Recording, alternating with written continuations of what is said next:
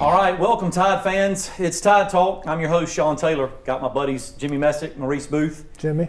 Guys, I see that we haven't gotten any more gray since Saturday night. I know that there's a lot. You said we have not gotten any more gray? Right. I mean, hey, speak for yourself. You still look good. You still look good. Thank you. You're welcome. I know there's a lot to talk about, so we won't spend a lot of time on the preliminaries. Let's just talk about the elephant in the room. I'm going to open with Maurice. Maurice, you said last year, you made the comment that you thought that defensively we struggled, and part of that was coaching. And we defended that. We said, hey, it's injuries and we've got youth and that sort of thing. Sean, you don't have to apologize. Jimmy, you do.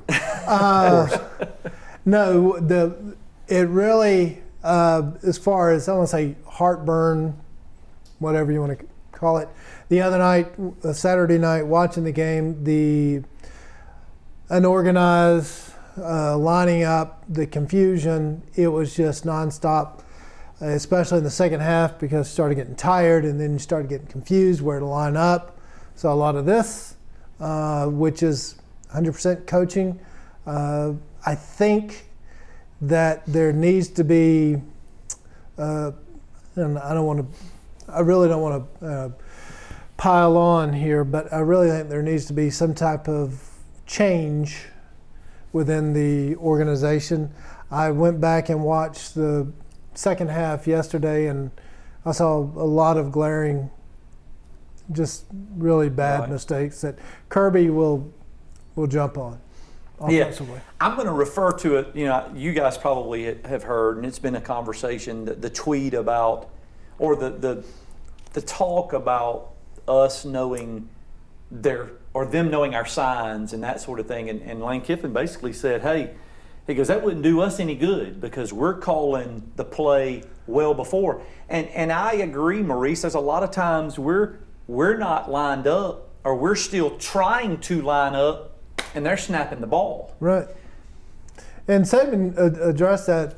We were talking about the press conference, today's press conference before, and he said what I was alluding to is not actually stealing the signs, but rather the fact that they're lining up, they're reading our defense, making the correct calls. It seems like we were always trying to catch up to them, and they were a step ahead of us. He referenced it as like it was almost like when he was a coordinator against Montana, that Joe Montana could always figure out whatever defense you were in and then adjust his play calling at the snap or right before the snap. So, last year we gave Golding a pass because he was first-year coordinator, a lot of injuries on the defensive side of the ball and playing a lot of young, freshmen to be exact. So what is it this year? It can't be the youth. I mean, even though we are young, but it can't be the experience. We got a second-year coordinator. Right. I'm like you, I'm expecting a change. I was kind of waiting for an announcement yesterday. Matter of fact, I think I may have texted y'all that. So I don't know what's going on, man. It was embarrassing to watch for me.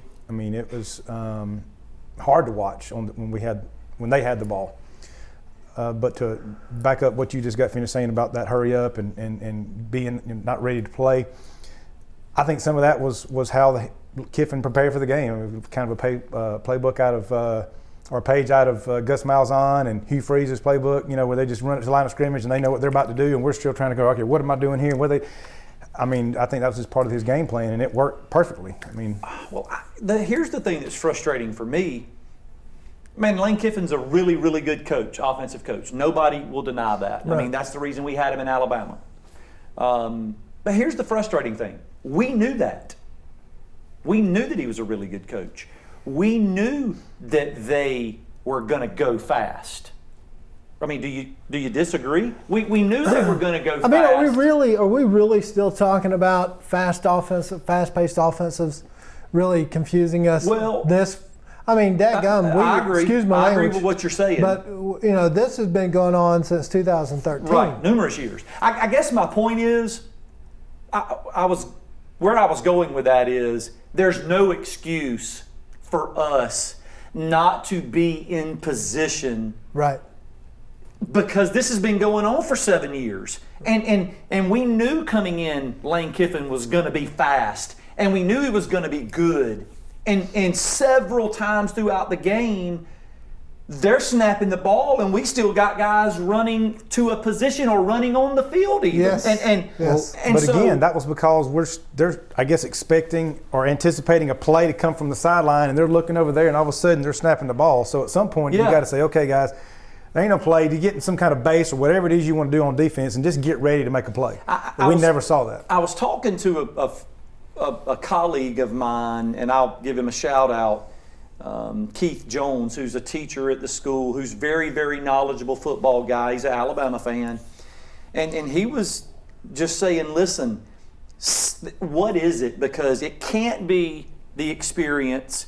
You know, Dylan Moses is back, and he's the signal caller. He's an All-American. It can't be the talent, because we got 5 stars and 4 stars out there. Unless we've missed evaluating some of those guys. You know, so what is it? The only thing that I'm saying, and I mentioned it to you guys earlier today in text, man, it's everywhere. Mm-hmm. It's all over the SEC. Yeah, we have turned into the Big 12 network conference, to where you got Y'all like my cup? I didn't notice. It's nice. We got guys that can throw.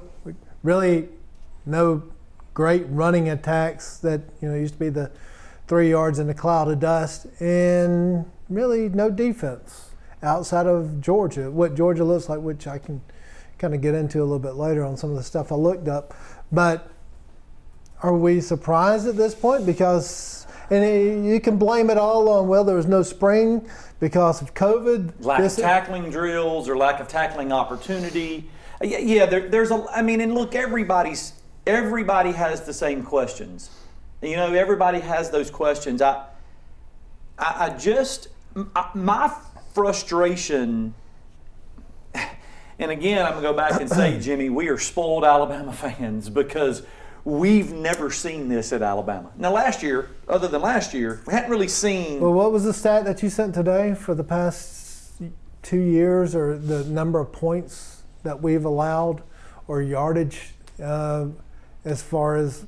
I'm trying to think. I sent you so many things within the past 2 years. Yeah, I think in the past 2 years, yes, but I'm saying number of teams that have scored over 31 against us. Oh, that's right. So, what? We're giving up. Yeah, we're giving up points like we've never given up points. And that's what I'm saying. So we are spoiled. We are spoiled Alabama fans.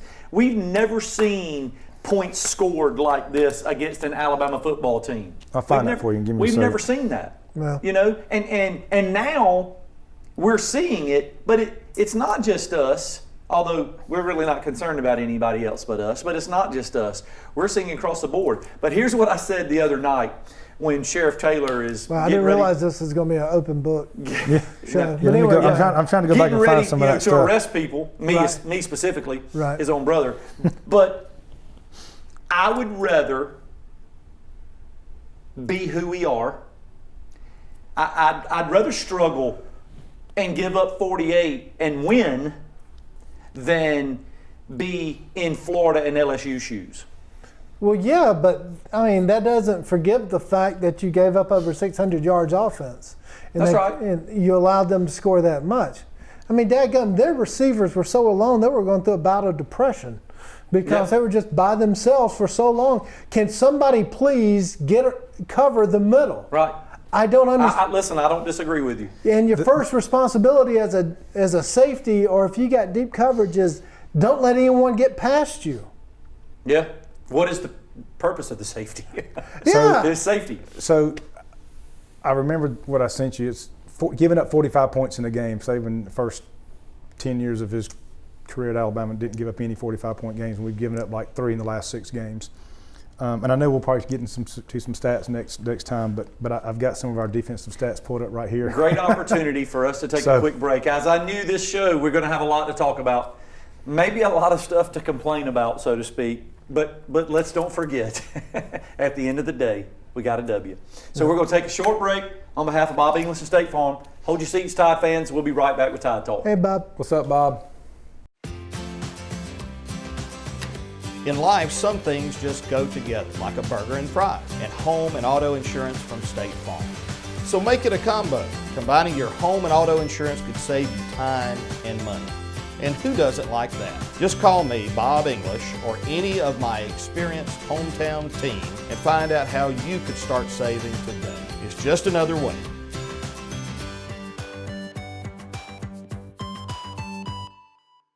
Welcome back, Tide fans. Welcome back to the Crimson Shirt and Khaki Show. Sean, you were going to talk about statistics. Yeah, we want to go right into the statistics. I know we've been kicking around a lot of things throughout the day, and of course Saturday and Sunday. But Jimmy, you got some stats for us. All right, here we go, Tide fans. Scoring defense, 30 points a game, 44th in the country and 8th in the league. When have we ever said that? 8th in the SEC. Rushing defense, we are giving up 150 yards a game, which is 39th in the country and 9th in the league. Passing defense, this is a good one. 322 a game, 70th in the country and 11th in the league. And how many teams you say are playing right now? About 76. About 76, okay. Yes. About 70. Total defense, we're giving up 473 a game, which is 65th in the country and 11th in the league. So again, we have never, I'm not going to say never, we in our lifetime have not experienced a lot of that. We haven't experienced a lot of that from a defensive perspective at Alabama, and now we're seeing it. Yeah, I don't know what to say about it. I mean, and for me, it's a lot of things. I think it's a lot of things. I'm not going to discount that it may be coaching. I think we've agreed. Right. But I'm going to also tell you that along with coaching, missed tackles, I can't blame all coaching. Well, you can't blame the scheme on missed tackles. Missed tackles you can still are blame missed- coaching. So what do y'all blame missed tackling on? I blame it on attention to detail and execution Which happens when? in practice. Thank you. But Who's overseeing practice? But I'm going to defend Coaches. this. I'm going to defend this. The coach cannot go out there and make the tackle for them. But this coach can pull your butt off the field and put somebody else in who can. Plain and simple. I got you. But I'm going to tell you, I watched Dylan Moses miss tackles. Yes. I watched Christian Harris miss tackles. I watched Will Anderson. Malachi Moore, who I said early on was going to be really, really good, and I still think he will be. But he missed a lot of tackles. I watched the entire team miss tackles. Yes. Yep. Well, you can't pull all of them. Well, I mean, So, don't get me wrong, Maurice. I agree that we're not doing something right in practice. Yes. We're not doing something right. We either got to go back to bull in the ring or something to get some toughness or whatever, but we're not doing something, and it's showing because I'm going to tell you, you know what I was thinking about? I can just remember back in a few years ago, if a team started doing to us what Ole Miss was doing to us, we had a guy step up and take over, Jonathan Allen. I remember Ole Miss. Yeah. He would step up and take over. Right. Tim Williams would step up. Listen, we don't have anybody that can do that. I have not seen a player on our team defensively that will step up and take over a game. Well, they're out of breath. Yeah. So that's one reason. You know, I'm glad you brought that up because, you know, when the season was getting ready to start, we were so excited about Dylan Moses in particular being back. You know, having that alpha dog on that side of the defense. I know you've mentioned that he's a quiet leader, but we were still excited about having him back, right? I haven't seen it out of him. In 3 games, I mean, dude, I'm waiting on somebody to just choose a player to chew another player out, get in his face. And somebody grab somebody by the face mat that's not a coach. Well, of course, I don't even see the coaches doing it either. But man, that's got to come. We don't have that attitude's got to come from somewhere.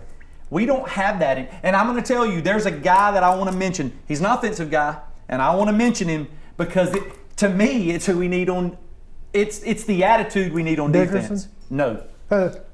Who? Brian Robinson. Oh, yeah. The way he ran the football, he ran angry. Yes. I mean, you remember, and no, we'll talk about Najee Harris. Great game. But early on, if you remember, when we're down 14-7, freaking Brian Robinson comes in, and when I tell you ran the football hard, I mean, he ran the football hard. He ran angry. Yeah. Well, we Did I don't see where have he had over 100 yards rushing, did he not? No, he had 76 on 10 carries. Okay. But I What's know the as a team, average? I know we had 7.6. But yeah. my help bad. you. My bad. But listen, my point is, I don't see anybody on the defense playing with that attitude. No. I don't see anybody that's mad because they're driving up and down the field. I watched the press conference with Kirby, I think, yesterday, and the Atlanta media was asking him about his defense. He said, these guys take pride in being good. Yeah. Boom. Drop it right there. These guys take pride in being good. Do we have that? No. Doesn't look like feel it. like It it. doesn't look like it. And the other thing that I was telling you all, are the coaches, are they intense when they're coaching in practice? Which is what you're saying. I don't know. Are they grabbing them by the face mask know. and getting in their grill? And Yeah, I mean, you don't have to do that. I can stay on you enough to make sure you do it right during practice. Your technique, everything. Or are we just going, all right, well, we got 20 minutes in this drill. Boom, boom, boom, boom. Check Move it the on. box. Let's go. check the box. Yep. We On covered the hop. that. Let's go. But did you do it right? Did you do it with any intensity? Doesn't look like it on Saturdays. Well, we've already had an issue with intensity. Yeah. Nick Saban talked about that. That we lost the intensity in the second half. Of the First game. First game, Missouri. We lost the intensity. I mean, so I agree. I mean, I don't see anybody on the defense that's playing angry. And man, I'm gonna tell you right now, if they're not angry after Saturday, they're not going to be angry. No. Nope. Maybe he does need to replace them all. Yeah. They're not playing angry. I didn't see anybody really on the sideline. You've seen it. You've seen it before where that player, whoever that guy is on the sideline chewing either the offensive team or the defensive team out because they're not playing well. And I hadn't seen it. No. Now maybe it's happening and they're not showing it on the TV, but I haven't seen it. And I bring up Brian Robinson because this guy, Najee Harris, is the man. Brian Robinson's having to prove every time he touches the ball that he deserves touches. So you think about that from a I want playing time perspective. Right. He's like, hey man, look at me. This is what I'm going to do. That's tough to do in these circumstances. And I just thought that he didn't get a lot of conversation. They talked about him playing well, but I'm going to tell you his attitude and that one drive where we went down and tied the game, man, he carried the ball several times and got some tough yards and ran really hard and really gave us some momentum. Hey, I know that's a great segue into our offense, but I want to throw out one more stat. I'm going to take my glasses off. You take it. Yeah. So we're balanced. So through 3 games, Alabama has punted the ball 6 times. We have held our opponents to punting, or however you want to phrase it. They've punted 7 times. Forced our opponents to punt 7 times. Forced our opponents to punt 7 times in 3 games. I mean, that's crazy to me. Crazy. Anyway, I just want to throw that out there for y'all. Well, so again, a lot of conversation about the defense because, again, that's the elephant in the room. We're not used to it as Alabama fans. We're used to the defense that's winning championships. We've talked about it on shows years past. Seems like the last 2 years we're talking about it even more because we don't have that defense anymore. Are we going to find it? What is it going to take to find it? Well, I'm going to tell you now, and I know we'll talk about this next game coming up. It'll be an important one. But if they don't find it after Saturday, if they don't look at themselves, if in the defensive rooms they're not talking about, hey man, we've got to do something different. If the leaders aren't in people's rear ends, that's an issue for me. Well, it's kind of hard if the coach doesn't understand what the problem And is. if it doesn't come from the top. Right. If Well, I see- Saban's not getting Golding and Golding's not getting the position coaches and the position coaches are not getting the players, there's an issue. It ought to be a downward. I sent you a text, my thoughts today. Yeah. And the linebackers, schemes just taking our players out of positions. I'm sorry. It's not, in my opinion, not good. So. Well, we're going to take another break. We do want to talk about the offense because, man, thank goodness we have the offense that we have. So let's take a quick break. On behalf of Bob English and State Farm, Tide fans, we'll be right back with Tide Talk.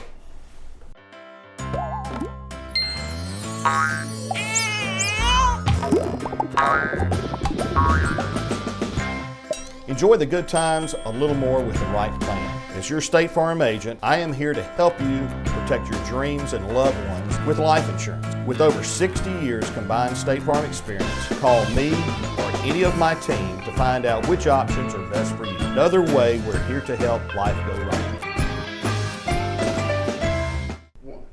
All right, welcome back, Tide fans. We're talking this last segment. We've talked about the defense.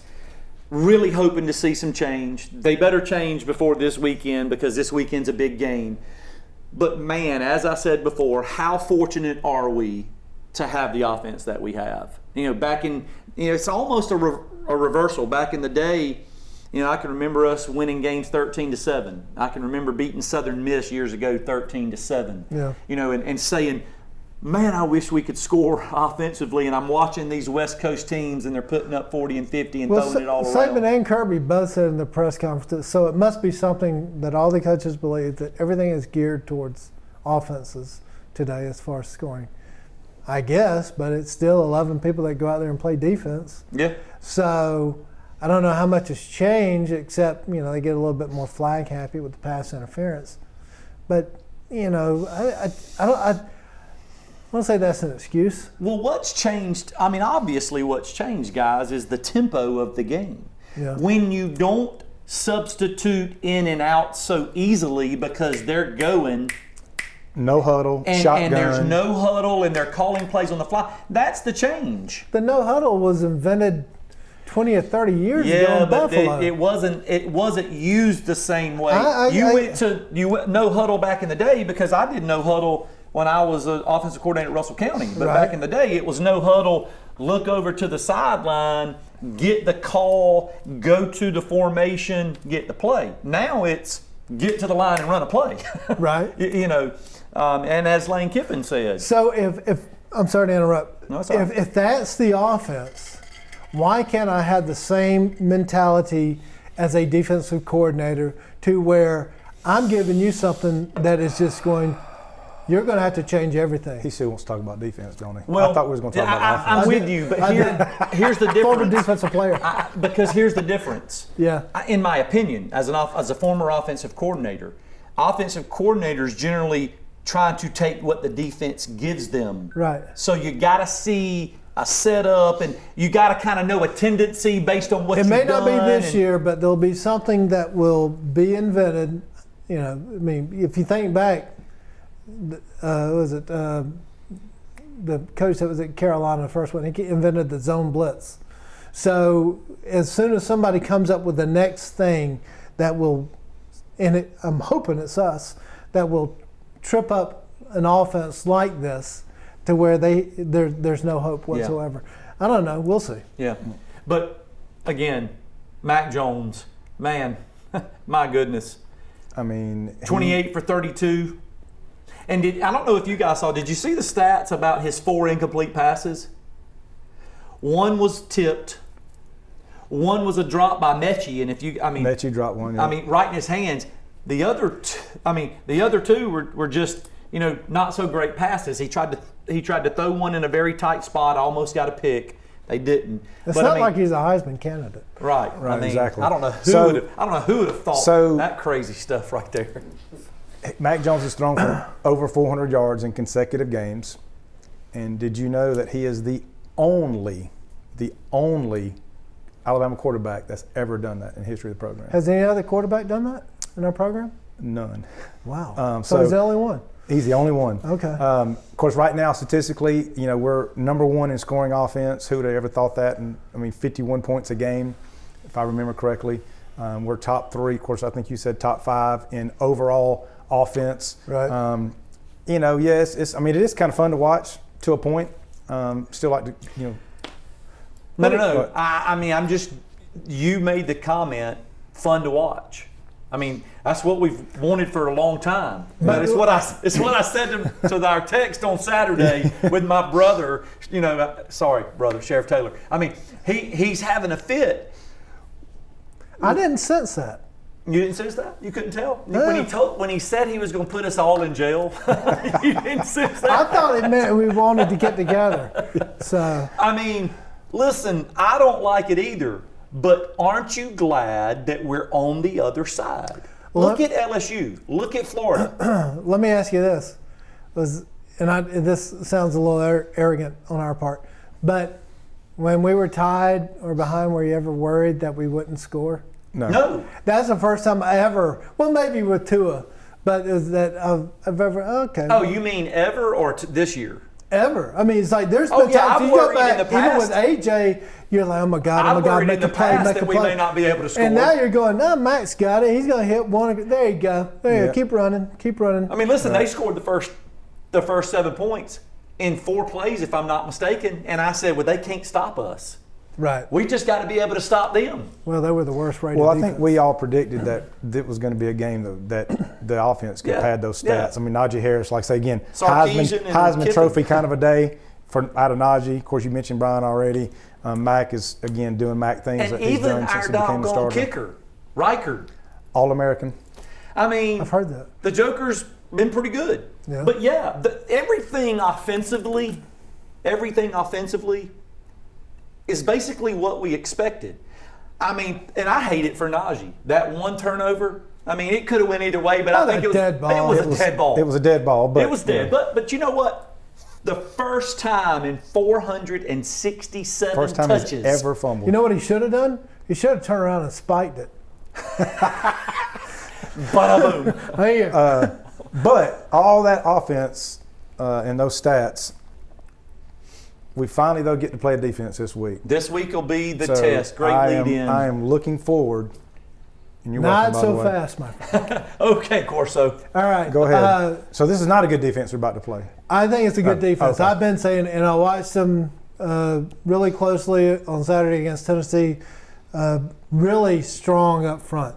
Hard to move them. The two interiors, they are stout. The outside, they're fast. However, their opponents have been Tennessee, Auburn, and Arkansas. The highest ranked offense that they faced was Tennessee, I believe at number 46. Auburn and Arkansas are the bottom third. So it's not like they've really been, I'm not saying they're not good. Right. Please I do understand. not.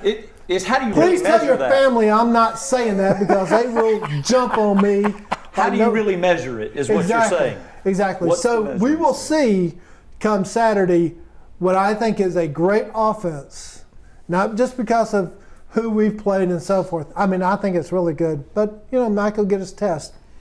Versus a Georgia defense that really hasn't faced a quality offensive opponent yet. I think it's fair to say they'll be the best defense we've played thus far. Oh, there's no That's doubt. that's It'll fair be to the say. best to but I date. agree with you, Maurice. I agree with you. How do you how do you really measure how good they really are? And we can say the same thing. How do you measure how good our offense really is based on who we played? Ole Miss, horrible defensively. Worse. Missouri, horrible Not defensively. great. Not I mean, so granted, they pull out a victory against LSU, but again, so I agree. I think it's going to be, a really good matchup.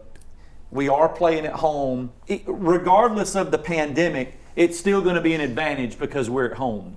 Well, Still we'll going to have be an 20, advantage. 25 now, right? 25,000. I mean, it won't be the same if there was 100,000 Right, there. of course not. Right, But it's still at home. We're still playing on our turf, which we're used to. We're playing on, in our field and in Bryant-Denny, which we're used to. So I think it'll be. I'm really excited to see the game finally. I mean, I don't think either way, win or lose, both teams are going to still be up there. Both teams will be ranked. Yeah.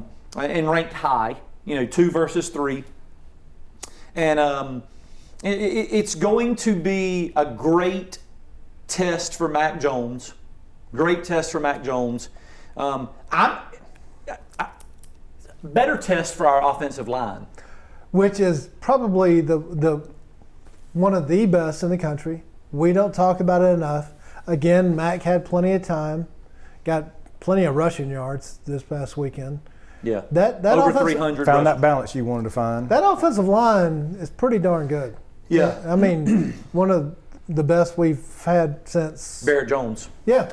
Barrett Jones. I mean, I think that's where it's going to be won.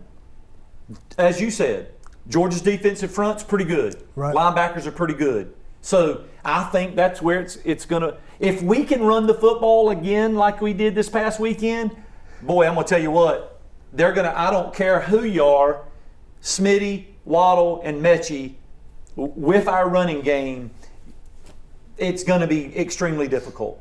It's going to be extremely for any defense. It'll be the fastest defense we will see in the regular season, period.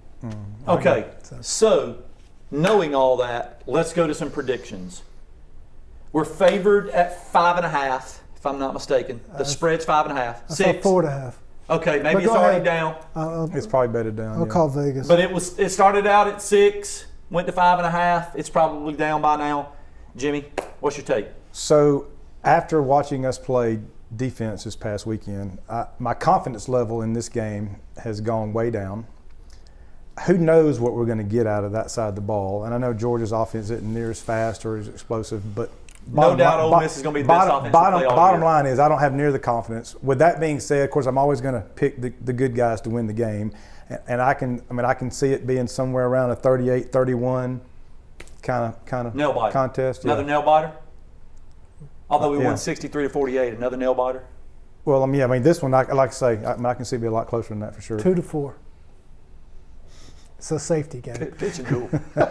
No, I think you're right. I just looked up. It's a 6-point line. You get 3 at home automatically. Kirby hasn't been back to Tuscaloosa since he left. Last time Georgia was there was Saban's first year, where we went into overtime with them and lost in overtime. So Georgia, they carry a lot of confidence. We are playing at home, but I want to go back to their defense. Georgia's really hasn't been tested. I am a firm believer in defenses win championships. However, the past few years, to Nick and Kirby's point, everything's geared toward the offenses. I think you may think that this is crazy, but I think we kind of pull this out 35-21 or 24, something like that. I think we're surprised at the end of this, which, everybody, which I've seen on Facebook, oh God, we're in trouble, we're going to get killed. No, let's take a look. So I think Georgia gets an awakening here, as far as they haven't seen an offense like Right. we're going to present. I'm in agreement with you, to be honest. I think that we are going to make some changes defensively. I'm not necessarily saying personnel-wise or coaching perspective. I'm saying we're going to come Saturday with a different attitude. I think our guys are going to be a little bit embarrassed. I think they're going to hear some of the talk, although they try to keep that noise down. They're going to hear some of it. They're going to see some of it. Let's go back to 2015 They're when gonna we went read it. there. Everybody thought we were going to get killed, Yeah. and we took a lot of pride. The other thing is Stetson Bennett. I think he's a great kid. Admire walk-ons, but this is something a little bit more. That's a different animal. Yeah. This is a different animal. It's not Tennessee that he's going to be playing. And no disrespect to Tennessee. I don't mean it that way. Right. But it's not Tennessee that he's going to be playing against. Right. He's not going to be playing against the same level. He's going to be playing against some guys that better be pissed off. Yeah. He's going to be playing against some guys that are 4- and 5-star athletes that are going to be a little bit faster, a little bit bigger, a little bit stronger. And I think the main thing, in my opinion, is going to be we better be a mad defense. If anything positive from Saturday comes from that game, it's our defense got embarrassed, and they're going to be mad. They should be mad. And so I think that's going to turn out. I would rather them be in position than be mad, because Hey, I'm going to tell you what, intensity and effort goes a long way, because when you're out of position, your intensity and your effort may make up for it. So you're right. I'd rather them be in position and go with what we've taught them and told them from a scheme perspective. But I'd rather them be pissed off at the same time, so that if they are out of position, that intensity and that effort will take over. So I'm going to say 34-21, 34-23, or 24 type ball game. Okay. Tied with the win. So, hey, I know it'll be a good one. Unfortunately, got to wait till 8 p.m. 21-0, Nick against assistants. Is it 22 or is it 21-1 this weekend? That's going to be the national story, right? Yeah, that'll be a big story. So Looking forward to it. Hey, we'll be right back here next week, Tide fans, on channel 207. You can also check us out on our YouTube channel.